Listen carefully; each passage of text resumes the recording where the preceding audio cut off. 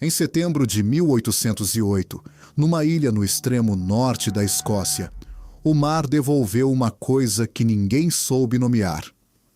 Você sabia como milhares de pessoas estão fazendo renda extra usando vídeos virais como afiliado da Shopee? Com o nosso grupo VIP você recebe mais de 2.000 vídeos virais com atualização semanal e acesso vitalício. É o guia completo para você vender agora. Veja como nossos membros estão aumentando seus ganhos com esses vídeos, mesmo sem aparecer e sem experiência. Não espere mais, esta é a sua chance de entrar no grupo VIP e transformar suas vendas. Clique agora em Saiba Mais.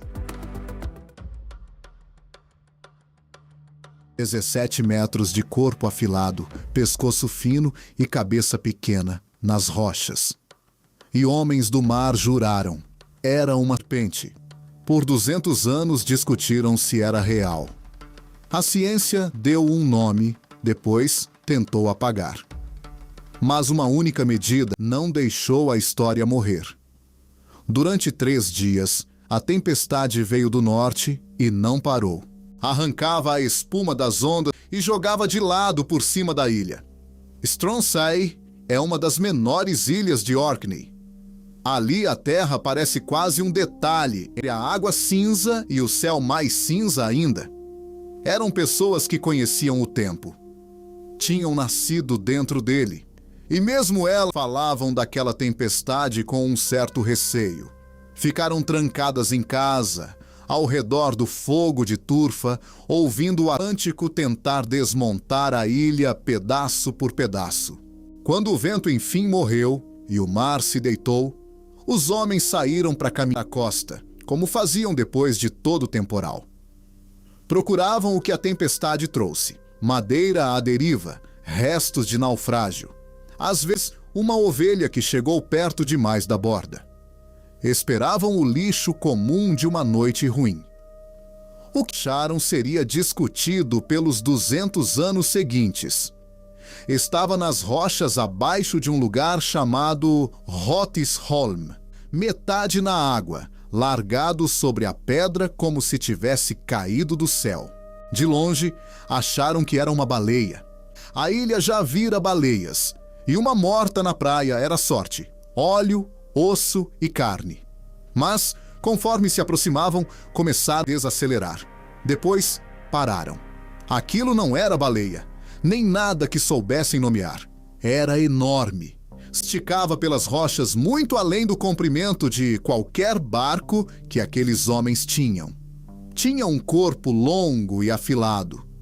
Numa das pontas, um pescoço de verdade, fino, terminando numa cabeça pequena como a de uma foca. Pelas costas corria uma crista estranha, uma juba de cerdas duras. Se mistério de verdade te prende, se inscreve no canal. E quem tocou a criatura jurou. Molhadas, as cerdas pareciam capturar a luz e brilhar. Um cintilar prateado na tarde sem cor. A cabeça era pequena demais para o corpo. O pescoço longo demais para qualquer peixe. Nada ali batia com o que eles conheciam. E havia membros nas laterais. Não eram exatamente nadadeiras, eram membros. Apêndices pareados, 3 conjuntos deles, como as pernas de uma criatura que não tinha nada que fazer no mar. Eles olharam aquilo em silêncio absoluto. E um deles disse em voz alta a palavra que todos já estavam pensando: serpente. Agora, entenda quem eram esses homens. Não era um bando de crianças, nem uma taverna de marujos contando vantagem. Eram ilhéus de trabalho. Pescadores e fazendeiros, gente que passava a vida lendo os humores do mar e do que vivia nele. Sabiam como uma baleia ficava, inchada e podre. Reconheciam um tubarão-frade de longe, conheciam golfinhos e focas. Tinham manuseado com as próprias mãos os mortos e os moribundos de uma dezena de espécies do mar. E olharam para aquilo e disseram, com toda a calma, que nunca tinham visto nada igual em toda a vida. Esse é o detalhe que mais pesa, logo no começo. Não a juba brilhante, não o pescoço comprido. O fato sóbrio de que as pessoas mais preparadas da terra para identificar um bicho do mar olharam para esse e não conseguiram. E aí fizeram algo que mostra exatamente o quanto levaram a sério. Eles mediram a criatura. Um fazendeiro, um homem sem motivo nenhum para mentir, tomou o comprimento do corpo com cuidado, de ponta a ponta. Não estava chutando. Não mediu de olho no escuro. Uma das medidas foi feita com a régua dobrável de um carpinteiro. A ferramenta em que um homem confiava para erguer uma casa contra o vento de Orkney. E passaram a régua mais de uma vez. Queriam ter certeza, porque já sabiam que ninguém ia acreditar sem prova. O número foi 55 pés. 55 pés. Cerca de 17 metros. Deixe esse número assentar por um instante. Enfileire 3 ônibus, um atrás do outro, e você ainda não chega ao comprimento daquilo. Fique na ponta da carcaça e a cabecinha. Na outra, estaria a uma boa distância de pedrada de você. Aquilo não era um peixe grande, era um leviatã quebrado sobre as rochas de uma ilhota perdida no extremo norte. E uma notícia dessas não fica na praia. Ela viaja. Foi de Stronsay para as Ilhas Maiores. E das ilhas para o continente. Do continente seguiu para o sul, por carta e pela boca das pessoas, ficando mais espantosa a cada vez que era contada. E o mais estranho, sem nunca precisar ser exagerada. A verdade dela já era grande demais para acreditar. Quando chegou às cidades do sul, deixou de ser fofoca de ilha. Tinha virado outra coisa. Um caso para a ciência. E no começo do século XIX, na Escócia, existia um grupo de homens cujo ofício era exatamente esse tipo de pergunta. Eram homens instruídos, naturalistas, gente que coletava, catalogava e discutia, sob a luz de lampião, a ordem do mundo vivo. E o que eles decidiram fazer com a criatura é onde a história vira de cabeça para baixo. Mas segura mais um pouco. Quando relatos de Stronsay chegaram, as medidas, as descrições, os depoimentos jurados, eles não riram da história. Anotaram tudo formalmente. As testemunhas foram levadas diante de autoridades e obrigadas a jurar o que tinham visto, como um homem jura dizer a verdade num tribunal. As palavras foram registradas, preservadas, postas no papel à tinta, para que pudessem ser examinadas muito depois de a própria carcaça ter apodrecido e sumido das rochas. Pense no que isso significa. Não eram boatos anônimos, eram juramentos de homens com nome e reputação conhecidos, diante de autoridades que acharam o assunto sério o bastante para exigir aquela formalidade. Todo o peso da credibilidade caiu sobre o caso, e os naturalistas chegaram a uma conclusão que, por um momento, fez da Escócia a casa do impossível. Decidiram que a criatura era real, não uma fraude, não uma baleia mal identificada, não o delírio de ilhéus assustados, um animal genuíno e totalmente desconhecido da ciência, algo nunca descrito, nunca catalogado, nunca segurado por mão humana. E deram um nome a ele, do jeito que se nomeia uma coisa quando se quer cravá-la para sempre no catálogo da vida na Terra. O nome escolhido era, em si, uma declaração, uma homenagem a um velho bispo do outro lado do mar. Um bispo que passou a vida insistindo que os monstros das profundezas não eram lendas, e sim animais reais ainda não achados. Ele vivera um século antes, no frio do norte escandinavo, e fazia algo que os estudiosos da época achavam meio vergonhoso. Coletava as histórias dos marinheiros, krakens que subiam como ilhas da água preta, serpentes que erguiam os anéis sobre as ondas, onde os outros descartavam tudo como delírio de gente tempo demais no mar. O bispo anotava com paciência e cuidado.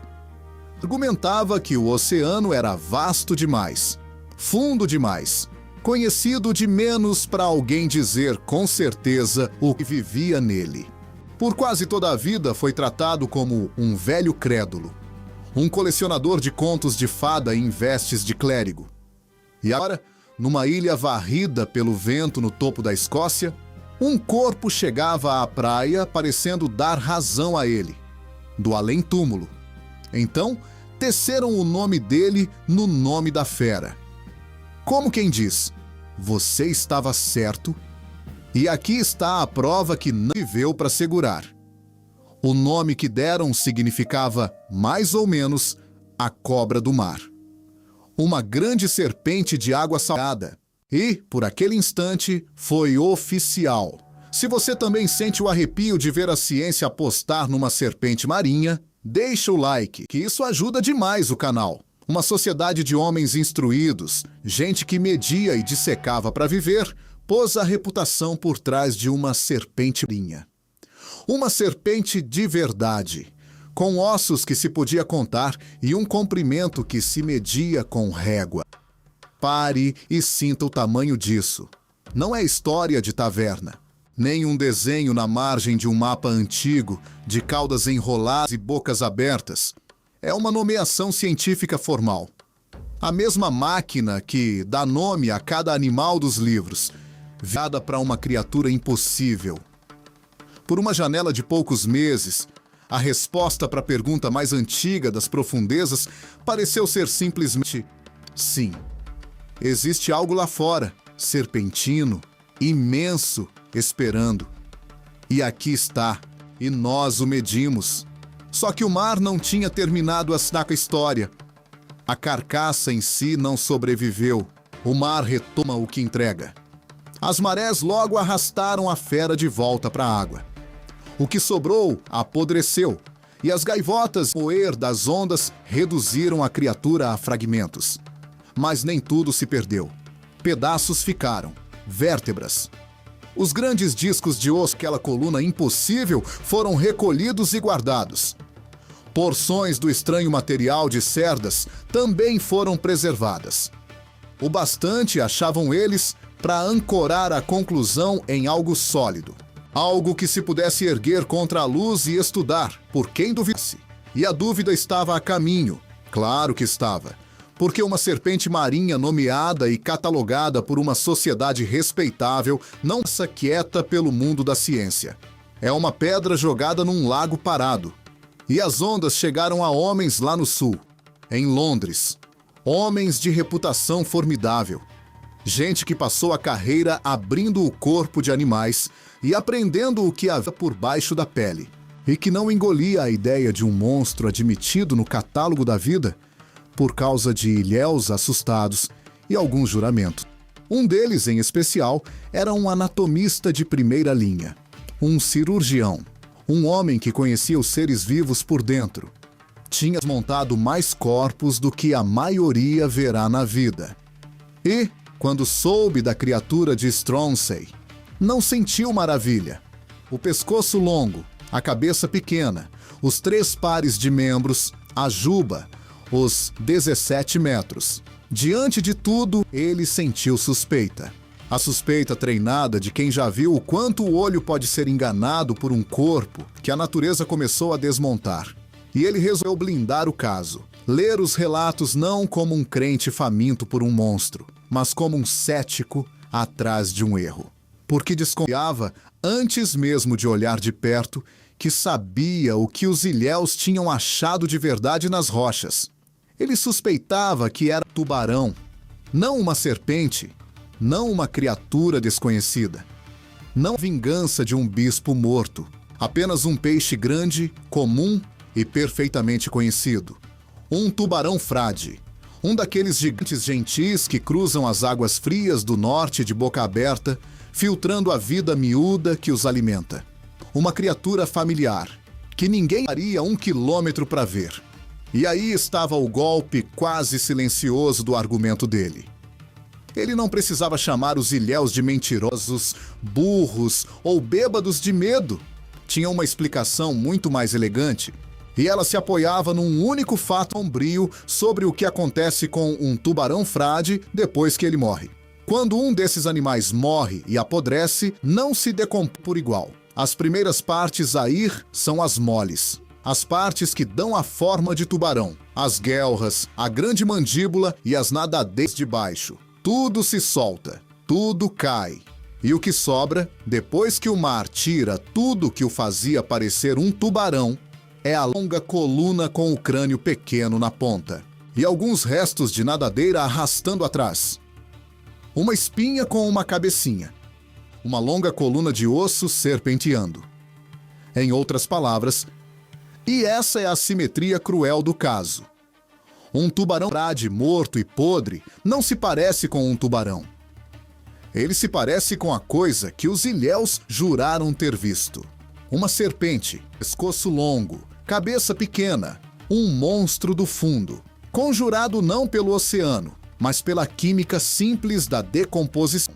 O anatomista tinha até um nome para essa ilusão: pseudo-serpente. O falso monstro. O truque que um corpo podre prega o olho vivo. E depois de explicado, é difícil desver. Pense bem, a juba de cerdas pelas costas. As estranhas fitas brilhantes que as testemunhas descreveram com tanta convicção. Ele tinha resposta.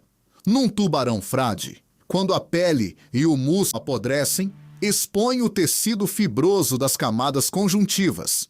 Longos fios pálidos que se desfiam soltos na água, como cabelo grosso.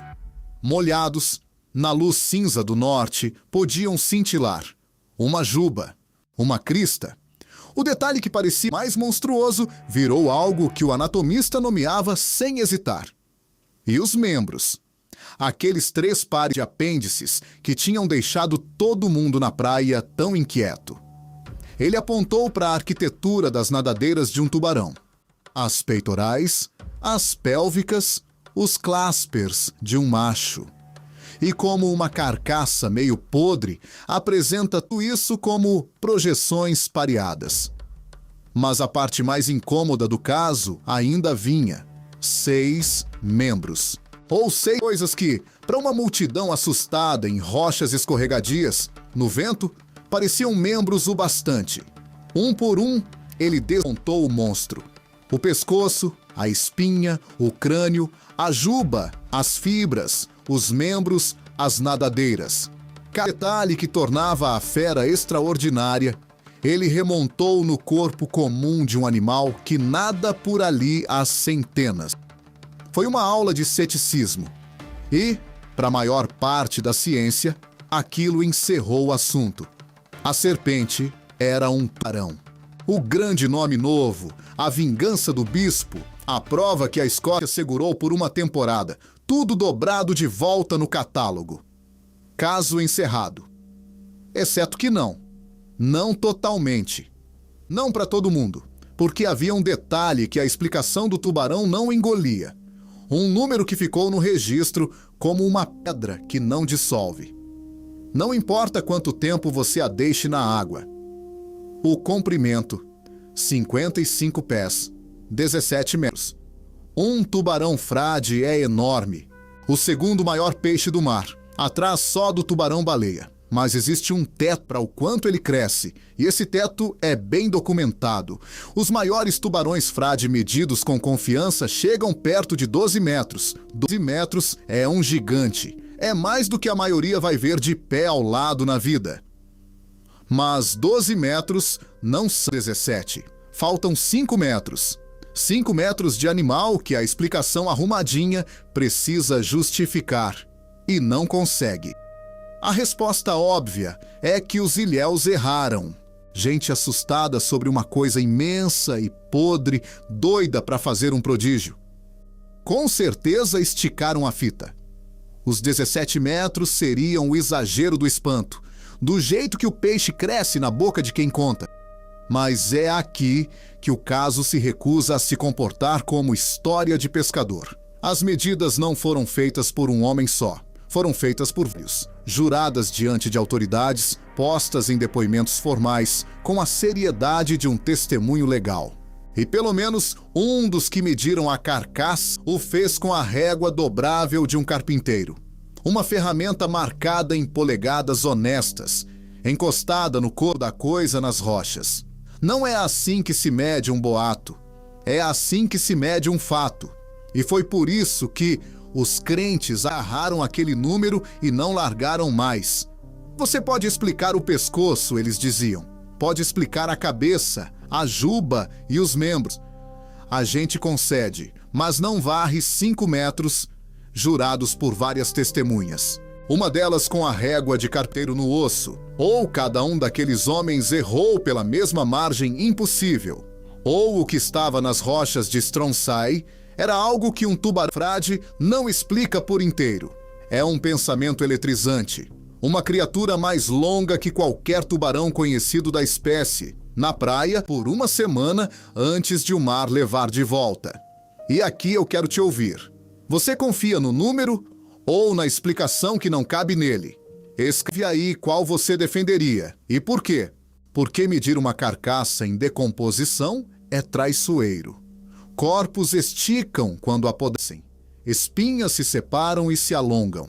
Uma coluna de cartilagem, inchada e puxada pela arrebentação, pode ficar mais comprida à morte do que o animal foi em vida. Um olho treinado sabe disso. Os céticos sabiam disso na época. Mas saber não é o mesmo que provar que o número é falso. E ninguém, em 200 anos, conseguiu provar que ele era falso. As vértebras que sobraram, os fragmentos que escaparam da maré, foram guardadas e discutidas por anos. Alguns que as examinaram concordaram com o tubarão, outros não tinham tanta certeza. A identificação foi disputada, largada e disputada de novo, geração após geração. Nunca virou uma coisa de fato resolvida. E esse é o limbo estranho que a fera de Stronsay ocupa desde então. Oficialmente, é um tubarão-frade. Os livros estão satisfeitos. A ilusão da pseudo-serpente é real, bem compreendida, e enganou comunidades costeiras de novo e novo, antes e depois. Toda vez que um tubarão longo e podre chega à praia e uma multidão se junta para batizar um monstro. Pelas evidências, está encerrado, e ainda assim carrega uma medida que nenhum tubarão explica. Se você chegou até aqui, se inscreve no canal, é de graça. O verdadeiro mistério não é uma serpente deslizando pelo escuro do norte. É a distância entre o que explicamos e o que medimos. A resposta honesta é que a fera foi, muito provavelmente, um tubarão-frade, esticado pela decomposição até virar uma lenda. A resposta honesta também é que 17 metros são 5 a mais. Jurados por homens sem motivo para mentir, régua na mão. A tempestade passou faz mais de 200 anos. As rochas de Stronsay estão nuas hoje, lavadas pelo mesmo mar frio de então. Sei lá o que tenha sido, o oceano retomou antes que alguém tivesse certeza. Como retoma quase tudo que nos mostra. Então, deixo a régua nas suas mãos. Várias testemunhas sóbrias mediram 17 metros, uma com a régua de um carpinteiro. Você confia no número? Ou na explicação que diz que ele não cabe? Pensa nisso e olha o mar com mais respeito na próxima vez.